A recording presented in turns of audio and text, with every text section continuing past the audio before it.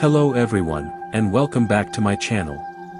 Today, the sun is blazing hot. It's currently the small dry season here in Cambodia. Right now, it's 2 p.m. and the heat outside is intense.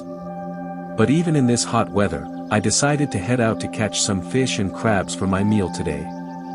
Honestly, I didn't catch as much as I hoped. The water in the field is getting lower and almost dried up. Most of the fish and crabs have already moved to the deeper ponds, making it harder to find them in the open fields.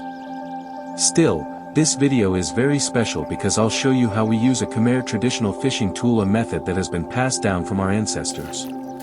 Sadly, not many young Cambodians today are familiar with this tool or how it works. Through this video, you'll get to see a real example of rural life and how people in the Cambodian countryside catch fish the traditional way, simple, natural, and connected to the land. So stay with me, enjoy the view, and let's explore this beautiful aspect of Khmer village life together. And don't forget to like, comment, and subscribe for more real-life content from the heart of Cambodia. Let's go catch some fish.